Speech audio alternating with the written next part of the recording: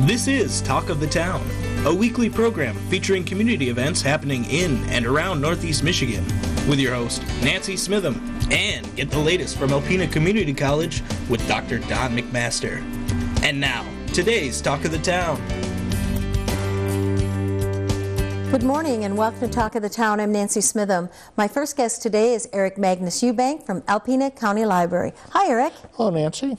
I understand you had front page news. We did a couple of weeks ago on the top of the full, nice big bold letters saying asbestos found in the library. It was a really good article for those that haven't read it, but I thought I would give just a little bit of an update on where we are with that, because we're working to try to do the best we can with it. Okay, so give us an update. So, to give a little bit of a background, we were getting ready to work on a major change to our air conditioning system, and as part of doing that, we had an environmental survey of the library done, partially because the engineers had seen some things that they thought were suspicious, and we discovered that the ceilings in the original part of the library, the part built in 1973, contained asbestos. Now, the good news is that it's in good condition and intact, and upon hearing this, we immediately had the air tested to see if there is any trace of it inside the air of the library, and all of the samples were clear, and it was tested throughout the library. So that was, I slept a whole lot easier that night after. Good news. After and isn't that. the rule with asbestos, if you don't touch it normally, that it's fine? Well, it depends on the condition. Okay. And if we were to never, ever, ever touch our ceiling for any reason again, we could leave it as is. Okay. However, the first thing that shut down was being able to do the new air conditioning, because to do that was going to require cutting through a lot of concrete, and our building is all concrete and steel, and the vibrations from that would affect the entire building. Oh, certainly. And so they basically said, okay, you can't do the air conditioning. Now, some people have said, well, could you cover it up and seal it somehow? And the problem there is our lighting system.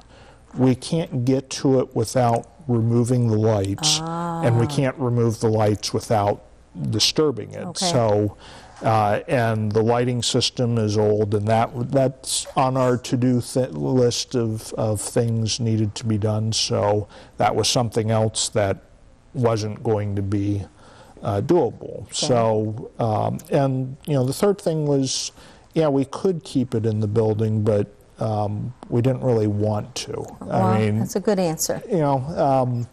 Would you rather have it asbestos floor, asbestos free? All things being the same, we would rather not have it at all. Especially since we know at some point in time we need to do these things. The air conditioning for us is a major problem, and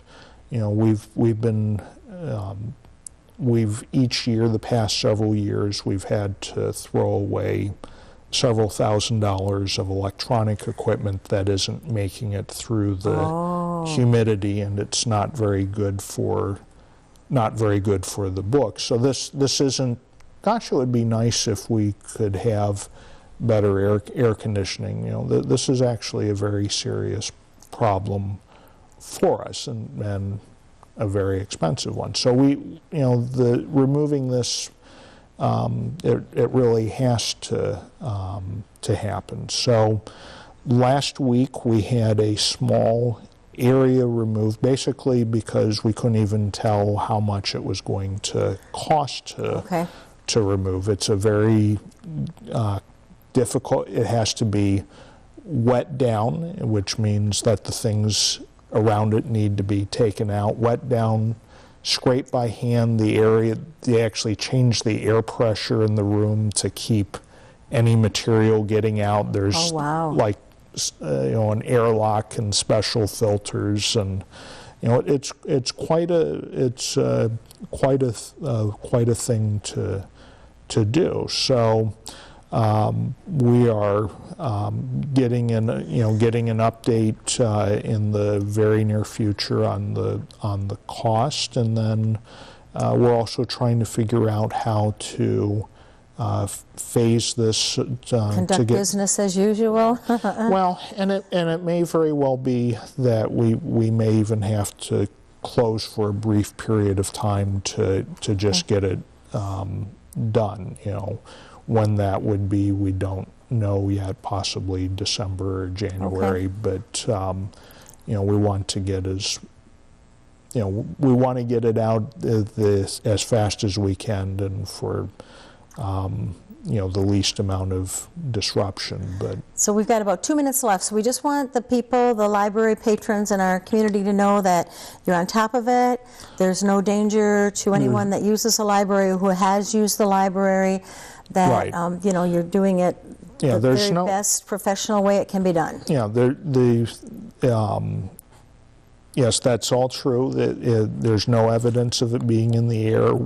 I actually talked with contractors who had done some previous work, and they told me that they took standard precautions for that when they worked with it, so they weren't worried about their workers, and also they took care that dust wouldn't get out into things. So we believe the library is safe as is, but we still want it to be asbestos free. Yes, so if anyone has any questions, they can call you at 356-6188. Yes, and I'd be happy to talk with anyone. Thank you so much for being here, Eric, and clearing this up for us so we can understand what's going on.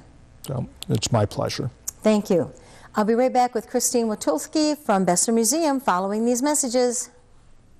Hi, welcome back. My last guest today is Christine Witulski from Besser Museum. Good morning, Chris. Hi, Nancy. Season of Light. I know you've been working towards it for a long time, but now it's actually getting pretty close. Yep, this week we started pulling out the Christmas trees and the decorations, and of course we've been planning for a while, and some of our volunteers have been painting on some scenes since July. Wow. Yeah, we start pretty early, but we're excited. This is one of our favorite times of the year, and we're very thankful Alpena Power Company sponsors Season of Light every year, helps with the cost for the exhibit. Yay. And then we also have a lot of volunteer help with our community partners. So a couple years ago we started a gallery, Community Trees, and we invite nonprofits to come in and decorate the tree in a way that would represent what they do all year, what kind of mission or services they provide the community. So we have 14 community partners. Great. And so they'll take a gallery and decorate their trees. Then we have our Trees of Nations, which is a popular exhibit too, and talking about old traditions and where some of the things have came from, that why we celebrate Christmas the way we do. And so that's exciting. And then we have always a special theme. So Christmas Mischief was a theme that was designed by our two volunteers, Delynn Medina and her 87-year-old mother, Marilyn Thome, who still comes and paints and decorates and helps with Christmas. Amazing. So you'll see some gnomes around the museum in different spots and learn about the traditions and heritage of the Christmas gnome. And so that's pretty exciting, but our big announcement, of course, is the opening reception, which is planned for Saturday, November 18th, from 6 to 8 p.m. Tickets are $15, and that would include heavy hors d'oeuvres and some sweet treats, chance to win door prizes from Boland's Jewelry, Lasting Expressions, and the Besser Museum. And then we'll also have our new Season of Light Christmas Planetarium Show. Yes. So we had our digital upgrade. So then we had a new Christmas program for that digital upgrade. So that will be something new. We are very happy to have the Alpena Symphony Concert joining us that evening. So providing the Christmas music and some light classicals.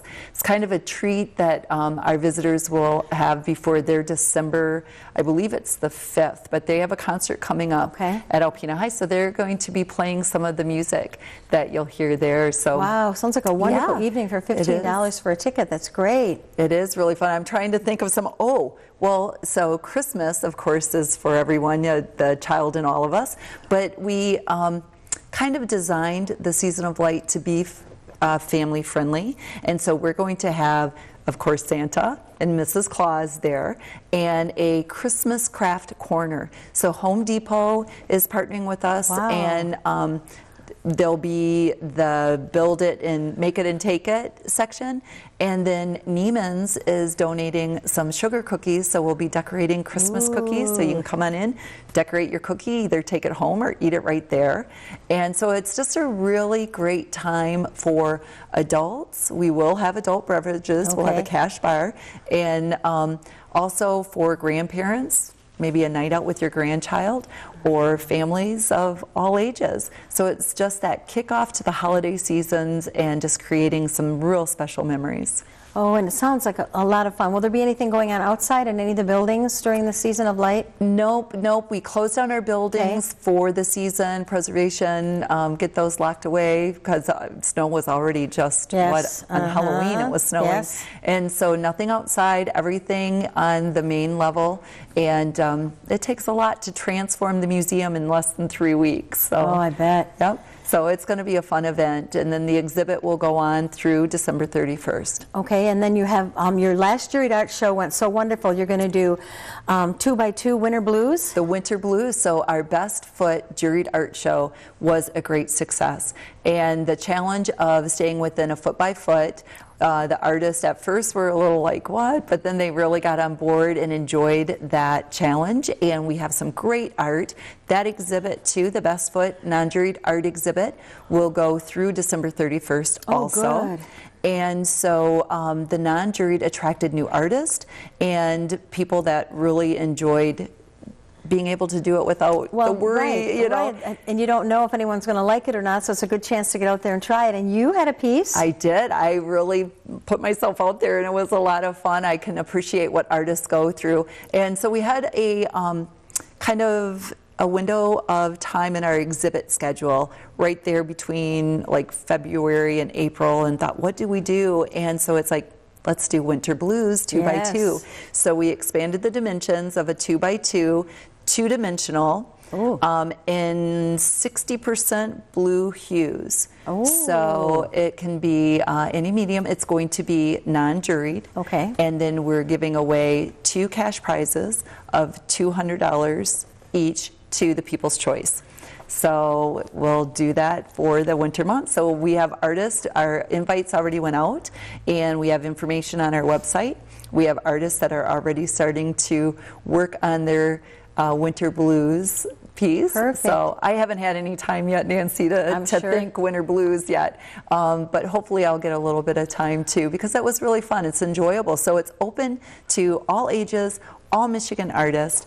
The only requirement is it is within the 2x2 and the percentage of it, and I believe it's 60%, but those rules are on our website of in the blue hues. And your website is? www.bessermuseum.org. Phone number 989-356-2202, and we're open 7 days a week. Yes, and we want to encourage, as you said, families and groups to come and see this. You know, it's a wonderful educational opportunity.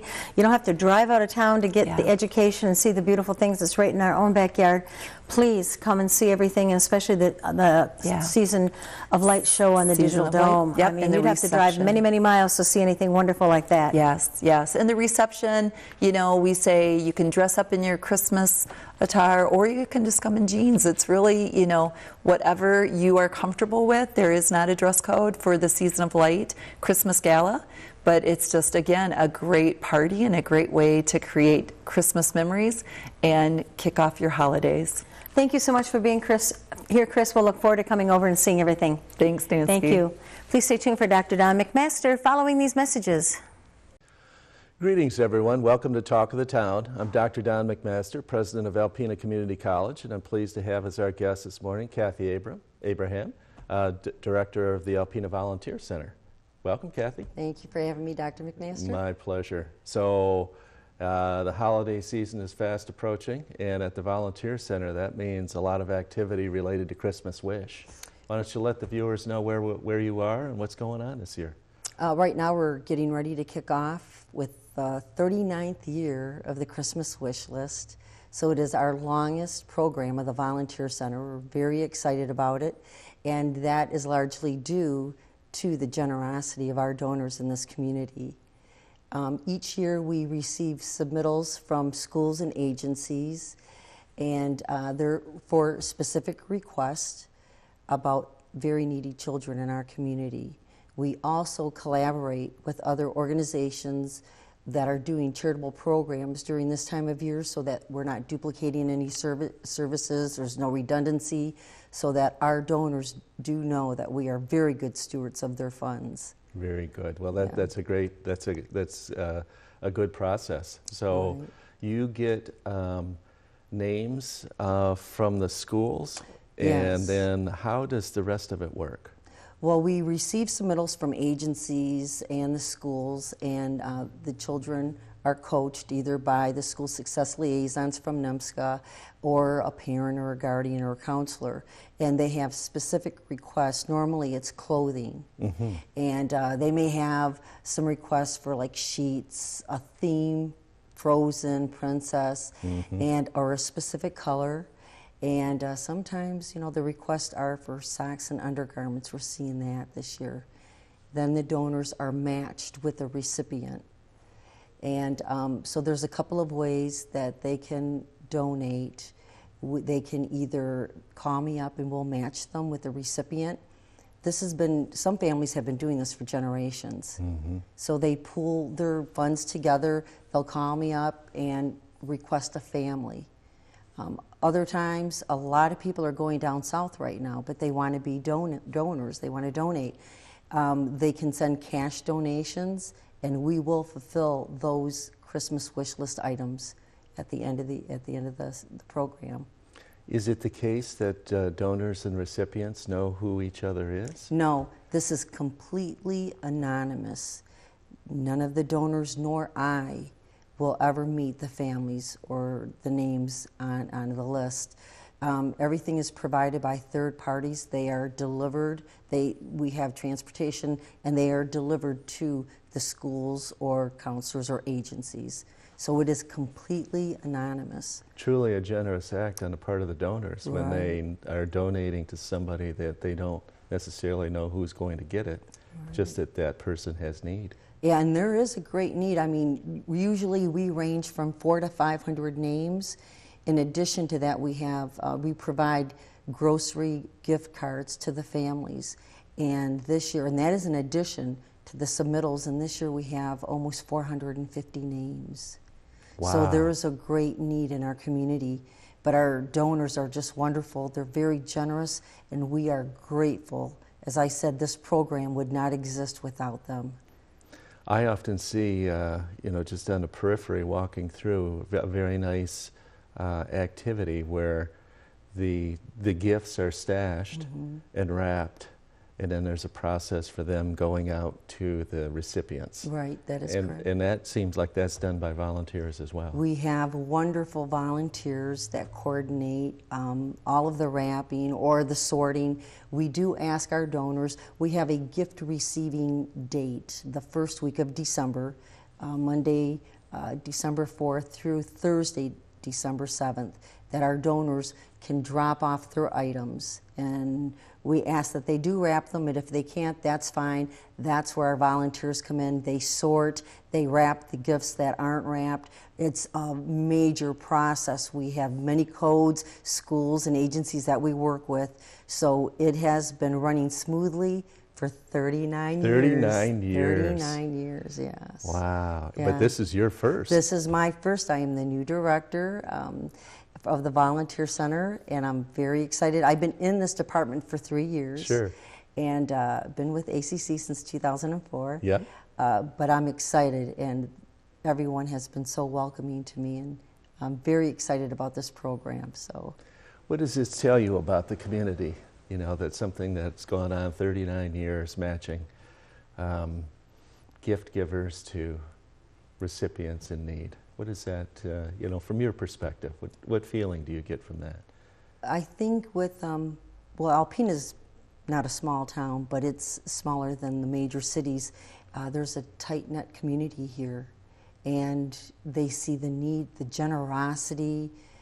It's just overwhelming, and it's a positive feeling knowing that you're part of this program that is so successful and gives back. This community just gives back to donors, to recipients. Yes, that's very true. Yes. Do you ever get notes or hear anything back from recipients who are grateful for what they've gotten, or, you know, can put, you know, some backstory to it? I have one incident where at one time years ago, this person was on the list, and things happen. And today they are an extremely generous donor. And again, if somebody's interested in being matched with a recipient, we can do that. If they want to provide cash donations, those go to fulfill any of the items that are not, you know, that are on the list still. So we take cash donations, and we accept them through the second week of December. Very good. Yeah. So you've experienced somebody who went from being a recipient to being a very generous donor. Very generous donor, That yes. is wonderful. Well, we got about 30 seconds left. Anything you want to share with the community? Last thoughts about Christmas wish or dates, that sort of thing? Yep, if they would like to be matched with a child, they can contact 358-7271. Our office hours are Monday through Thursday, 8:30 to 4. Those hours will increase as we get closer to the Christmas wish list. Again, if they are interested in being matched, they can, if they would wrap and drop them off during the first week of December. We take cash donations. We have individuals that say, you know what, Kathy, I'm interested, but I don't have that financial flexibility. We will take any type of donation. Wonderful. Yes. Well, thank you, Kathy, and thank Okay. you for Christmas Wish. Thank you, folks, for watching Talk of the Town. We'll see you again next week. This has been Talk of the Town with your host, Nancy Smitham and Dr. Don McMaster. For a list of community events taking place in Northeast Michigan, please visit our website at wbkb11.com and click on our community link. This has been a Thunder Bay Broadcasting Corporation production.